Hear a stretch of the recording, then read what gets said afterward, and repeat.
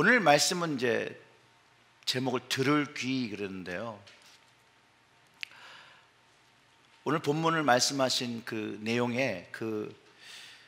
중에 귀 있는 자들은 들으라는 말씀을 하십니다. 이제 그 내용을 가지고 말씀을 나누려고 하는데요. 이야기를 하나 해드릴게요. 어떤 시골에 멀구라는 학생이 있었다고 합니다. 교회 생활을 너무 열심히 잘하고 성경 공부도 잘하는 그런 학생이었는데, 이 친구가 어릴 때 목사님이 가꾸시는 그 텃밭에 몰래 들어가서 오이도 따먹고 가지도 따먹고, 그러다가 어느 날 아뿔싸 목사님한테 걸렸습니다. 목사님께서 그렇게 성경 공부도 같이 가르치고 아주 착한 학생인 줄 알았던데 자꾸 그것들을 훔치는 것에 대해서 좀 가르침을 주고 싶어서 성경이 가르치고 있는 도둑질하고 토색질하는 것에 4배를 갚으라는 그 성경 말씀으로 이제 멀구에게 다시는 도둑질하면 안 되겠다라는 교훈을 주실 것으로 이렇게 물어보셨대요. 멀구야, 성경에서 도둑질한 자에 대해서 뭐라고 말씀하시니? 라고 물어보았더니 멀구가 이렇게 좀 생각을 하더니 이렇게 대답을 했다라고 합니다. 내가 오늘 나와 낙원에 있으리라. 이 이야기처럼 성경 말씀을 자기의 유익을 위해서 앞뒤 상황을 다 무시하고 자기의 상황에 짜맞추어 이해하거나 사용하면 안 된다는 거죠. 왜냐하면 그것에는 하나님의 의중과 그 뜻이 담겨 있는데 그것을 왜곡하고 단순히 그걸 자기에게만 적용하는 게 아니라 다른 사람에게도 사용할 수 있기 때문에, 하나님의 말씀을 왜곡할 수 있기 때문에 우리는 두려움을 가지고 하나님을 경외하는 마음을 가지고 하나님의 말씀을 이해하고 그 말씀을 사용해야 한다는 것을 우리는 배워야 합니다. 오늘 본문 그 씨 뿌리는 자의 비유는 우리가 말씀을 통해서, 설교를 통해서, 또 예화로도, 설교의 예화로도 많이 듣고 신앙생활을 한 그런 말씀이죠. 모든 사람들이 이 비유를 들을 때 참, 예수님이 어떻게 이런 가르침을 했을까 감탄하고 감복했던 그런 예화입니다. 저는 그 이유가 그 주님의 능력이, 주님이 가진 그 말씀의 능력 때문이라고 생각을 하는데요. 오늘 본문 동일한 장에 3절부터 9절까지 하신 그 비유를 나중에 제자들만 따로 설명하신 내용입니다. 주님께서 이 씨를 뿌리는 자와 밭의 연관성을, 관계성을 비유로 말씀해 주신 것이죠. 그러면서 아까 읽었던 귀 있는 자는 들으라라는 그 명령문으로 귀가 있으면 들어라 라고 말씀하시면서 여기서 우리에게 아주 귀중한 영적 진리를 가르쳐주고 있다는 거예요. 뭐냐면요, 들을 귀가 있는 사람이 주님의 말씀을 듣는다라는 거예요. 귀가 있으면 듣는 게 정상인데, 사실상 주님은 우리가 지금 가지고 있는 이런 육체의 귀를 말씀하신 것이 아니라는 걸 여러분 이해하실 거예요. 주님의 말씀을 이해하고 깨닫는 영적인 귀를 말씀하시고 있고, 이 영적인 귀가 있으면 그 영적 진리를 말씀하신 그 뜻과 능력을 이해할 수 있다라고, 깨달을 수 있고 누릴 수 있다라고 가르쳐주고 있다라는 것이에요. 그런데 이것이 들을 귀 있는 사람만 이야기하는 것이나 반대로 들을 귀가 없는 사람도 있다라는 것을 드러내고 계시다라는 거예요. 모든 사람이 귀가 있지만 하나님의 말씀을 듣지 못하는 귀가 있다라는 것이죠. 사실 오늘 이 자리에도 들을 귀가 있는 자와 들을 귀가 없는 자로 있을 수 있습니다. 그러나 여러분, 판단은 금물. 내가 들을 귀가 있다고 생각해도 주님 보시기에 들을 귀가 없다 생각할 수 있다는 거예요. 또 내가 들을 귀가 없다고 생각하지만 주님 보시기에 들을 귀가 있다라고 주님이 인정해 주실 수 있다는 거예요. 그러니 판단은 금물이고, 이 판단하신 이가 오직 주님이신 것을 알고 우리는 말씀을 대해야 합니다. 다시 한번 정리합니다. 귀 있는 자는 하나님의 말씀을 듣는 자이면서 주님의 비유에 의하면 그 귀 있는 자는 100배, 60배, 30배 결실을 하는 사람인 것을 우리는 이해할 수 있습니다.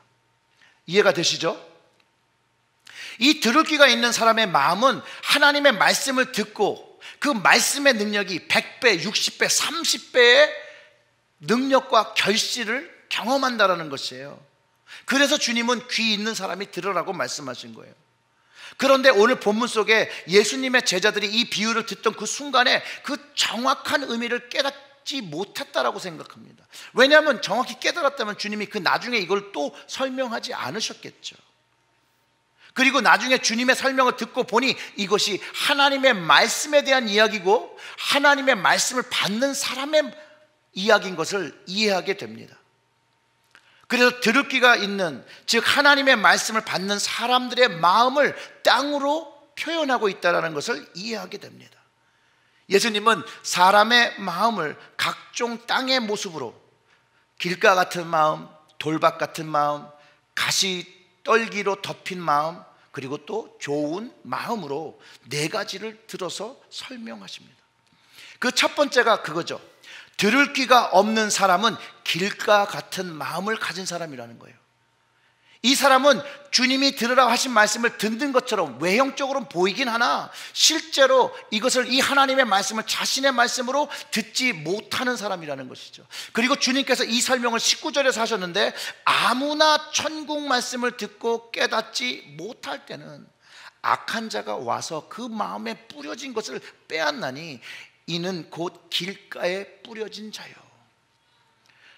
주님의 이 천국의 말씀을 듣지만 그 마음에 심기우지 않았다라는 거예요. 길가가 뭐예요? 사람 다리고 이렇게 단단하게 다져놓은 데잖아요. 그 길가처럼 단단해서 이 씨가 심겨질 수 없다라는 것을 말하는 것이죠. 심겨지지 않았기 때문에 길가에 뿌려진 그 씨, 새가 와서 먹듯이 악한 자도 하나님의 말씀을 가져간다라는 영적 현상을 설명하고 있다는 거예요. 하나님의 말씀이 떨어져도 받아들일 수 없게 그 마음이 닫혀 있는 상태, 하나님의 말씀이 정말 한 개도 들어갈 수 없는 상태를 설명하죠. 하나님을 아직 모르는 사람이죠. 주님을 모르는 사람입니다. 그러나 여기에 여전히 하나님의 은혜가 있는 것은 그 마음이 닫혀 그 말씀을 받지 않는 사람에게도 하나님은 은혜의 말씀과 생명의 말씀을 여전히 주고 계시다는 것을 발견한다는 거예요. 왜 이런 결론에 이를 수 있냐면요, 보세요. 농부는요, 길가에다가 씨를 뿌릴까요? 안 뿌릴까요? 안 뿌립니다. 왜요? 거기는 씨가 뿌려져서 날 수가 없는 자리라는 거예요. 자, 이 비유에서 씨 뿌리는 자가 하나님이신데 그 하나님의 마음을 엿볼 수 있습니다. 씨가 살 수가 없고 필 수가 없는 그곳에 여전히 씨를 뿌리신다라는 거예요. 공평하신 하나님이죠. 자비하신 하나님, 그 사랑의 하나님의 모습이 길가에 그 씨를 뿌리는 그 하나님의 모습을 발견하게 됩니다. 그리고 보면 하나님은 악한 자에게도 선한 자에게도 동일한 비와 동일한 비를 주시는 것처럼 하나님의 은혜와 말씀과 생명의 능력을 계속해서 준다라는 것이죠. 다만 문제는 그것을 어떻게 받느냐의 문제라는 거예요. 하나님은 끊임없이 주신다라는 것이죠. 무한하신 하나님의 사랑과 은혜를 표현하는 것이죠. 다만 받는 자가 그것을 받아 심으며 결실할 수 있겠냐라는 그 질문을 던지고 있습니다. 결실을 하기 위해서, 그 씨를 받기 위해서는 마음이 열려야죠. 귓가가 열려야죠. 하나님을 향한 마음이 열릴 때 들을 귀도 열리며 말씀의 능력을 경험하기 시작한다는 거예요. 그 말씀의 능력을 경험한 사람이 두 번째 이야기예요. 들을 귀가 얇은 사람은 돌밭 같은 마음을 가진 사람입니다. 두 번째 마음은 흙이 얇고 돌밭 같은 마음. 이 비유에 예수님께서 하신 그 비유 5절을 보면요, 더러는 흙이 얕은 돌밭에 떨어짐에 흙이 깊지 아니하므로 곧 싹이 나왔다라고 설명하며 흙이 얇은 돌밭 같은 마음을 설명하는데, 그 설명은 20절과 21절에 이렇게 설명하고 있어요. 돌밭에 뿌려졌다는 것을 뿌려졌다는 것은 말씀을 듣고 즉시 기쁨으로 받되 그 속에 뿌리가 없어 잠시 견디다가 말씀으로 말미암아 환난이나 박해가 일어날 때 곧 넘어지는 자라는 것이에요. 여기에는요, 말씀의 씨가 어떻게 돼요? 싹이 나는 거예요. 싹이 나는 거예요. 즉 들을 귀가 열려 있다, 안 열려 있다? 들을 귀가 열려 있는 거예요. 그렇지만 하나님을 아는 그 지식과 믿음이 아주 빈약하다라는 것이죠. 그 마음의 흙이 얇아서 뿌리가 깊게 내리지 못하고 연약할 수밖에 없는 사람을 설명하고 있다는 거예요. 그렇기 때문에 어려움이 찾아오고 환난이나 핍박이 일어날 때 넘어지는 사람들이 되어진다는 거예요. 그걸 주님께서 가르쳐 주는 거죠. 우리의 표현을 하면 시험에 든다라고 할 수 있죠. 하지만 여전히 은혜를 받는 사람입니다. 다만 주변 환경 요소로 그 받은 은혜와 말씀을 잃어버리거나 그것으로 인해서 넘어지는 사람이라는 거 예수님께서 가르쳐 주시는 것이죠. 그러면 이 사람의 문제는, 진짜 문제는 뭐예요? 얇은 흙일까요? 아니면 그 안에 담긴 돌일까요? 뭘까요? 얇은 흙일까요? 안에 찬 돌일까요? 성경은 하나님의 말씀이 뿌리 내리지 못하게 하고 있는, 막고 있는 그 마음의 돌이라고 예수님은 말씀하십니다. 그리고 이 돌이 한 개 들어가 있는 게 아니라 많이 있는 거예요. 그래서 영어 성경으로 뭐라고 표현하냐면 stony place라고, 자갈밭이죠. 돌들이 많은 거.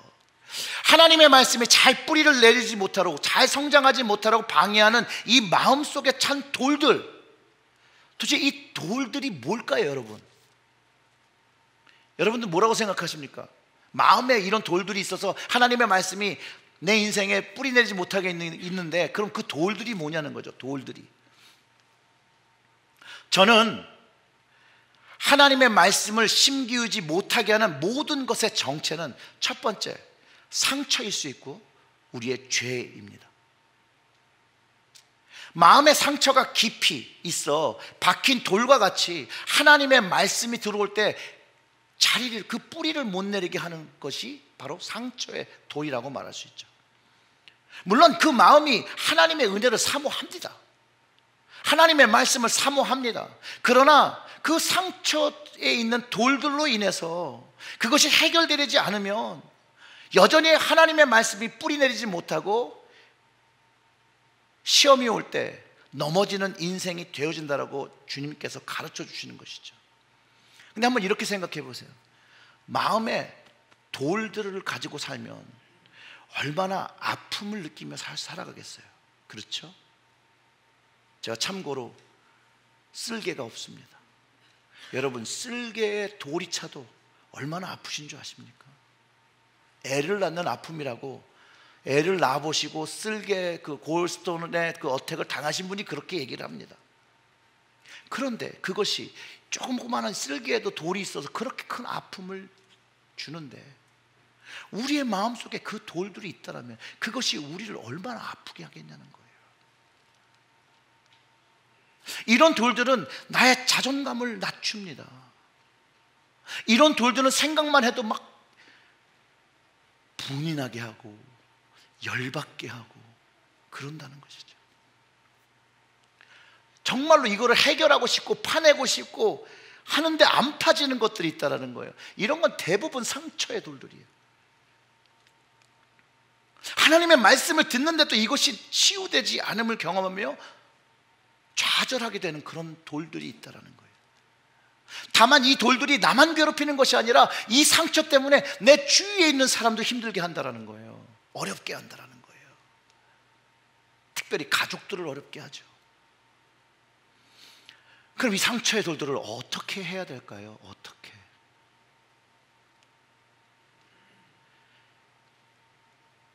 참 어렵습니다. 저도 그런 상처의 돌이 있고요. 또 그 상처의 돌이 인해서 아팠던 적도 있고요. 그때 우리 신앙의 선배들한테 물어볼 때 무슨 그렇게 대답을 해주시는데, 뭐 정말 그렇게 될까라는 불신이 생기죠. 부정적인 것. 근데 제가 경험한 겁니다. 여러분들도 한번 해보시기 바랍니다. 그분들이 뭐라고 말씀하시냐면 그거를 주님께 맡기라는 거예요. 안 될 것 같지만 그냥 주님께서 해결해 주실 것이라는 믿음을 가지고 주님께 맡기라는 거예요. 당장 지금 그게 해결되지 않겠지만 하나님의 라이트 타이밍에 하나님께서 해결해 주심을 경험할 거라고 그렇게 확신해서 말씀해 주시더라고요. 저도 그 상처의 돌 때문에 너무 신앙생활이 어려워서 이거 정말 안 되겠다, 이걸 하나님께 가져가서 이 문제를 해결하겠다라고 주님께 그 상처를 맡겼습니다. 근데 어느 날 갑자기 시간이 좀 지났죠. 어느 날 갑자기 내 안에 있던 그 상처의 돌이 사라진 것을 확인할 수 있었다는 거예요.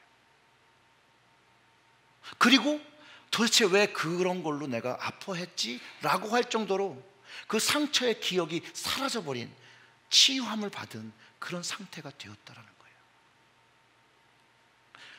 여호와 하나님은 치료의 하나님이십니다. 그분께 그냥 맡기십시오. 그리고 여러분들도 동일한 경험하시기를 주님의 이름으로 축원합니다. 그 다음에 우리 마음속에 박힌 돌이 있는데, 이거는 죄. 하나님과 틀어진 관계로 생기는 돌들이 많이 있죠. 근데 근본적인 돌이 뭐냐? 하나님을 사랑한다라고 말하지만 삶이 그렇지 않다라는 거에서 오는 돌들이 있습니다. 여전히 하나님보다 사랑하는 것들이 있을 때 그것이 돌이 되어진다는 것이죠. 거짓말이죠. 그죠? 사실은 입술로는 하나님을 사랑하고 우선이라고 하는데 실제는 먼저 내 생각하고 하나님보다 더 생각하는 것들이 많고, 또 하나님을 향한 그 작은 완고함들을 가지고 살아가죠. 불순종을 가지고 살아가죠. 주님께서 사랑하라는 것을 사랑하지 못하고 용서하라는 것을 용서하지 못하고 끊임없이 내 마음속에서 일어나는 그 죄들이 우리의 마음에 그 밭을 가득가득 채우고 있다는 거예요. 근데 우리는 알죠. 들을 귀가 있는 사람들은 이제 압니다. 이거를 빼내야 되는데 어떻게 해야 될까요? 여러분 다 아실 수 있고 마음속에 드는 단어가 떠오르죠. 그건 회개입니다. 성경이 가르쳐주는 거예요.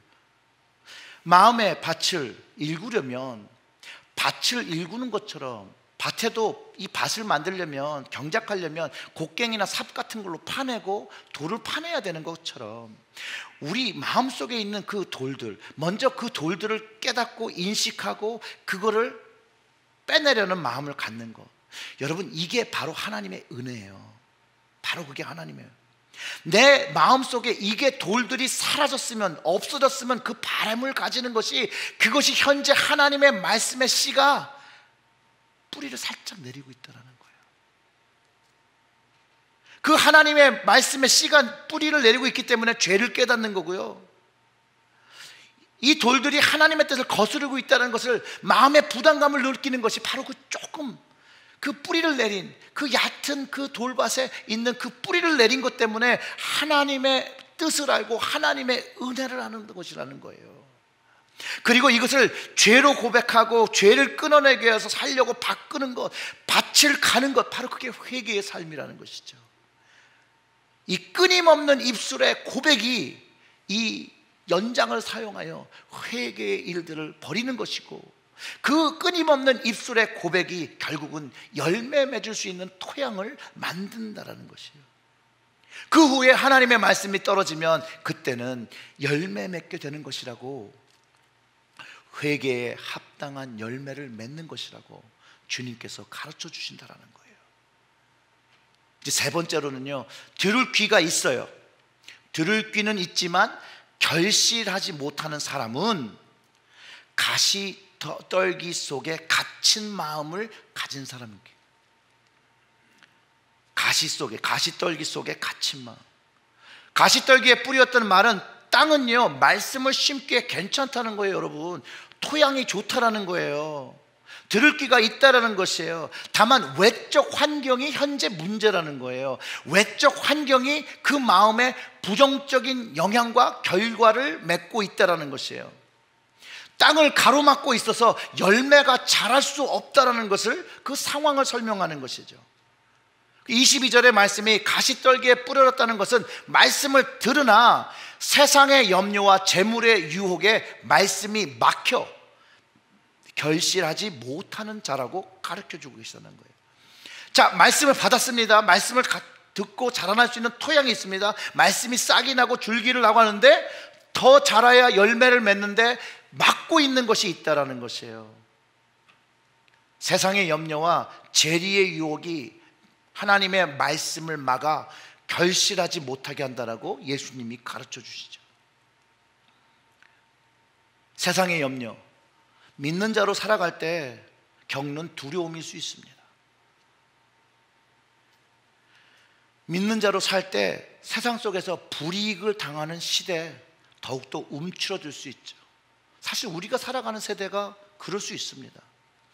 그러나 그런 움츠름이 있다면 하나님의 말씀이 결실을 맺을 수 없다는 거예요.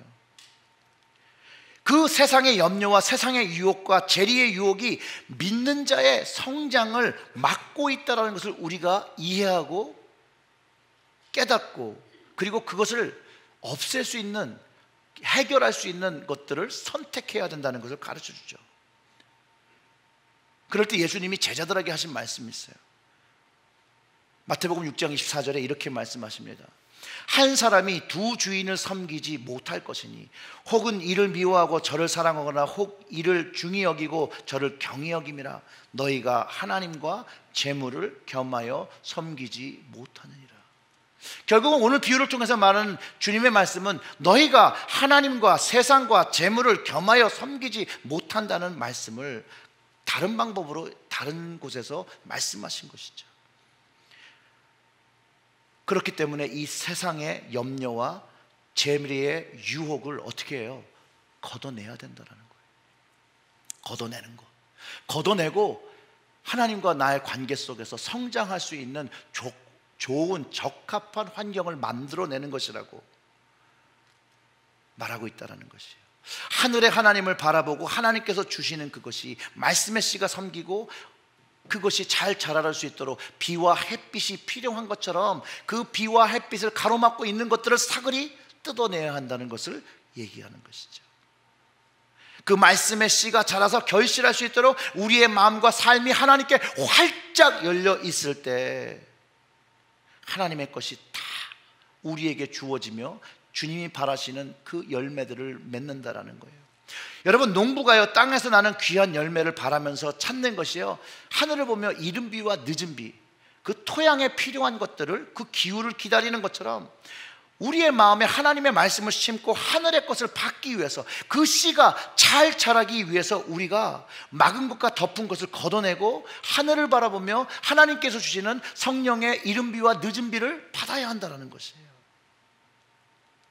그런데 혹시 이 우리 마음에 이 결실을 방해하는 그런 가시떨기와 같은 존재가 있냐는 것이죠. 혹시 세상의 염려와 재물의 유혹으로 내 인생 속에서 하나님의 말씀이 성장하는데 그 신앙의 열매를 맺는 것을 방해하고 있는 것이 무엇이냐는 것이죠. 그거를 없애야 한다는 거예요.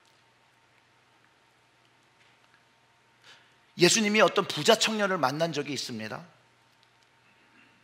그리고 이렇게 말씀하셨어요. 예수께서 이르시되 내가 온전하고자 할진대 가서 내 소유를 팔아 가난한 자들에게 주라. 그리하면 하늘에서 보화가 내게 있으리라. 그리고 와서 나를 따르라 하시니 그 청년이 재물이 많음으로 이 말씀을 듣고 근심하며 가니라. 재리의 유혹이 주님 앞에서 주님을 보며 주님의 말씀을 듣고 주님의 초청을 듣고도 근심하며 그 발을 돌이키는, 우리의 신앙을 막는 아주 무서운 요소라는 것이에요. 그런데 반면에 예수님을 쫓았던 제자들을 한번 생각해 봅시다. 베드로와 안드레의 얘기를 들어서 얘기를 할게요. 그들이 배에서 물고기를 잡으려고 그물을 물속에 내리고 있었는데 이들은 주님이 쫓으라는 말씀을 듣자 어부에게는 가장 소중한 그 그물을 걷어왔다는 이야기가 없어요. 성경에는 곧 그 그물을 두고 예수님을 쫓았다고 기록하고 있습니다. 물론 설명하지 않은 거니까 뭐 추측하는 거죠. 갈릴리 바닷속에 그대로 버려두고 완전히 포기하고 예수님을 따른 것일 수 있다는 거예요. 그렇기 때문에 그들이 제자로 불림을 받고 사도로 불림을 받을 만한 좋은 마음의 밭과 귀를 가지고 있었다는 것이죠. 들을 귀가 있었다는 것이죠. 사실상 그럴 수도 있지 않나요? 예수님, 이 그물을 좀 걷어다가 집에다 주고 제가 바로 쫓아가겠습니다. 또 이런 면을 생각해 볼 수 있죠. 하나님께서 내가 너희들을 이제 고기를 잡는 어부가 아니라 사람을 낚는 어부라고 말씀하셨으니 더 이상 그들의 마음속에 그물이 필요 없다라고 생각했을 수도 있다라는 거예요. 그래서 그것을 놓고 주님을 쫓았다. 그러나 성경이 이야기하고 있는 그것만을 본다라면 그들은 즉각적인 행동을 했다라는 거예요. 즉각적인 행동. 예수님을 위하여 그거를 했다라는 것이. 이게 부자 청년과 다른 점이에요. 베드로와 안드레에게는 세상의 염려와 재리의 유혹이 없었다라는 거예요. 아니, 있었겠지만 주님 때문에 그거를 꺾고 세상의 염려와 재리의 유혹을 선택한 것이 아니라 그 반대인 주님을 선택했다라는 것이죠. 그들의 마음에 그것이 작용하지 않았다라는 것이죠. 그들의 마음에는 가시떨기가 덮고 있지 않았음을 우리는 오늘의 말씀을 통해서 이해할 수 있다라는 것이에요. 마지막으로 예수님은 좋은 마음, 그 농사짓기 적합한 땅과 결실하는 땅에 대해서 얘기하죠. 들을 귀가 있는 자입니다. 이 들을 귀가 있는 자가 말씀을 듣고 결실하는 자라는 거예요. 주님이 말하는 들을 귀가 있는 자가 바로 말씀을 듣고 결실하는 자예요. 좋은 땅에 뿌렸다는 건 말씀을 듣고 깨닫는 자니 결실하여 100배, 60배, 30배가 됐다는 것이에요. 깨달은 것에 대하여 주님의 말씀에 순종하고 그 순종을 통하여 하나님의 능력을 경험했다는 이야기죠. 가시떨기도 없죠. 마음에 돌도 없어요. 정리된 마음이라는 것이죠. 이 마음에 하나님의 말씀이 떨어지면 열매를 맺을까지 잘 성장하고 결실을 맺는다라는 것이에요. 100배, 60배, 30배를 거둘 수 있다는 거예요. 근데 여러분, 동일하게 깨달은 자예요. 100배를 거둔 사람도 60배를 거둔 사람도 30배를 거둔 사람도 동일하게 깨닫고 동일하게 순종하고 동일하게 결실한 자라는 거예요. 결실의 수는 별로 중요한 게 아니에요. 열매를 맺었느냐, 주님이 기뻐하시는 열매를 맺었느냐를 우리는 알고 우리의 삶에 오늘 질문해 봐야 돼요. 정말로 나의 삶은, 우리의 삶은 열매, 주님이 기뻐하시는 열매를 맺은 삶인가? 우리가 열매를 갈망하는 사람입니다. 하나님의 풍성한 열매를 갖기를 소망하는 사람들입니다. 그래서 참 어렵죠. 근데 여기서 우리가 중요한 사실 하나를 깨달아야 되는 것이 무엇이냐면, 우리 주변에는 우리가 열매 맺지 못하게 하는 악한 자가 있다는 걸 주님은 이 비유로 설명하면서 가르쳐 주셨다는 거예요. 이 악한 자는 우리에게 하나님의 말씀이 뿌리내리지 못하게 훔쳐가는 자이기도 하고 우리 마음의 밭에 자갈을, 돌을 넣어주는 자이기도 하다는 거예요. 우리가 자갈을 빼내고 싹을 피고 조금 성장하고 있을 때 가시떨기나무를 주어서 우리가 결실하지 못하게 하는 악한 자가 우리 주변에 있다라는 거예요. 이 그를 성경은 우는 사자와 같이 쫓아다닌다라고 얘기하는 것이죠.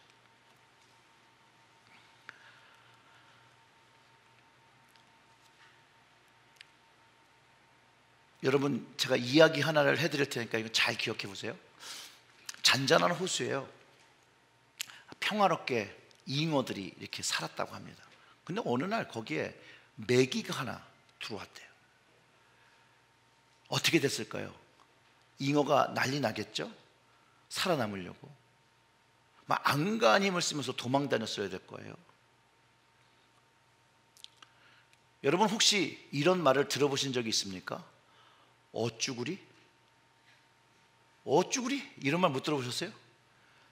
실제로 이 어쭈구리는 어주구리, 물고기가 걸어서 구리를 간다는 말입니다.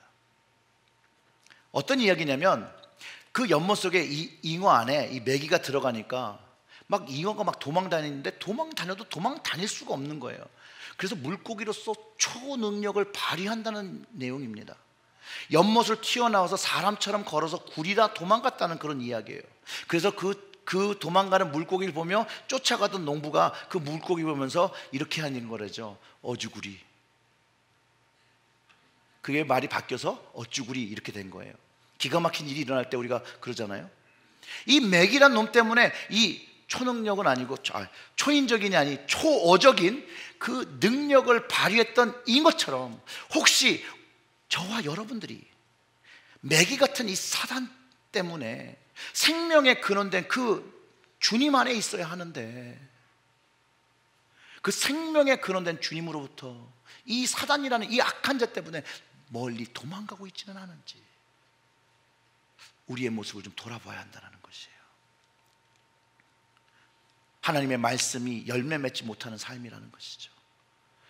자, 그렇다면 우리가 어떻게 이것을 해결해야 될까요? 에베소 6장 12절은요 분명히 우리의 환경을 가르쳐주고 있습니다. 우리의 씨름은 혈과 육을 상대하는 것이 아니요 통치자들과 권세자들과 이 어둠의 세상의 주관자들과 하늘에 있는 악한 영을 상대함이라고 분명하게 가르쳐주고 있다는 거예요. 예수님도 시험을 당했고 예수님도 이 시험을 받으셨습니다. 예수님을 시험한 사단이요 삶의 문제로, 능력의 문제로, 돈과 재물과 영광의 문제로 예수님을 시험했는데 예수님께서 이 사단을 물리치셨다니까요. 거기서 우리는 해법을 찾아내야 합니다. 사단을 이겼던 그 주님의 방법이 바로 말씀이었다는 거예요. 사단을 물리칠 수 있는 말씀이 우리 안에 심기고 열매를 맺으면 우리가 승리를 얻는다는 거예요. 그 승리를 얻는 것을 사단이 알기 때문에 더 적극적으로 우리의 마음에 말씀이 심기고 열매 맺는 것들을 방해한다는 거죠. 그때 에베소서 16장 17절의 말씀처럼 성령의 검, 하나님의 말씀을 가지라고 하죠. 성령의 검이 하나님의 말씀이죠. 즉 말씀과 성령이 함께 있어야 되는 거예요. 예수님이 광야에 나가서 시험 받을 때도 성령에 이끌리셔서 성령의 능력을 힘입어 성령의 도우심으로 이긴 것을 알 수 있어요. 이 동일하신 성령님은 우리가 사단을 이길 때 함께 하시고 도우신다라는 거예요. 이 성령님께서 우리의 마음을 새롭게 하신다라는 거예요. 에스겔서 36장 26절과 27절의 말씀을 보면요 이렇습니다. 또 새 영을 너희 속에 두고 새 마음을 너희에게 주되 너희 육신에서 굳은 마음을 제거하고 부드러운 마음을 줄 것이며 또 내 영을 너희 속에 두어 너희로 내 율례를 행하게 하리니 너희가 내 규례를 지켜 행할지라. 성령의 도우심이 있어야 우리는 온전한 땅과 결실하는 땅이 되어지는 것을 이해하기 시작합니다. 농사를 위해 물이 필요한 것처럼 성령을 요한복음에서 생수라고, 그 생수의 강이라고 표현하듯이 하나님의 말씀이 우리 안에 심겨지고 열매를 맺기 위해서는 성령의 이 비가 필요하고 도우심이 필요하고 동행하심이 전적으로 필요하다는 것이에요. 에스겔서에서 말하는 그 새 영이 우리 안에 거하면 우리에게 새로운 마음과 그 굳은 마음, The heart of stone이라고 표현하고 있어요. 그 돌을 부드러운 옥토가 되게 한다는 거예요.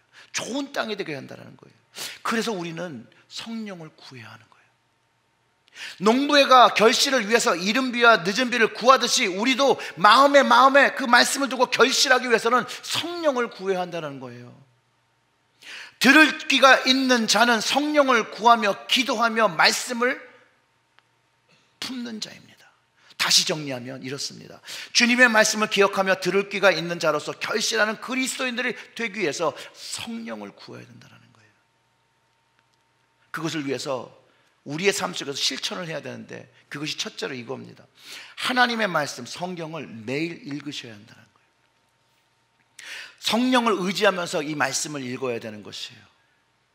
성령을 의지하며 이 말씀을 마음에 담고 말씀에 싹이 나고 자라고, 그 다음에 악한 자가 오는 것을 물리치며 성령의 비를 구하며 이것이 잘 자라 가시떨기를 거두어내면서 그것을 뚫고 성장하는 성령의 능력을 구할 때 주님이 기뻐하시는 결실을 거두게 된다는 것이에요. 그리고 그 말씀을 읽고 그것이 나에게 주시는 말씀이 오면 그 말씀을 내 삶 속에 적용하고 순종해야 한다는 것이에요. 적용이란 예를 들면 이런 거죠. 재물의 유혹이 나를 시험할 때가 있습니다. 그럴 때 예수 그리스도를 기억하는 것이에요. 예수 그리스도를 선포하는 것이에요. 그리고 그 재물의 유혹을 떨치는 것이에요. 떨칠 수 없으면 그 자리, 그 유혹의 자리를 떠나는 것이에요. 성경에는요 참 하지 말라는 이야기가 많습니다. 그것을 안 하는 것이에요. 또 하라는 것도 있죠. 하라는 것도 많죠. 그 하라는 것을 하는 것이에요. 하나님의 말씀에 순종하는 것을 우리가 배워야 합니다. 가난한 자와 어려운 자를 돌보는 것이 하나님을 기뻐하시는 것이라고 가르쳐줬으니, 내 인생 속에서 하나님의 말씀을 품고 살아갈 때 어려운 이와 힘든 일을 보고 아픈 일을 보면 그를 위하여 기도하고 도울 수 있는 마음을 내어놓는 것이라는 거예요. 그것이 하나님의 말씀이 잘 자라게 하는, 그것을 위해서 기도하는 것이죠.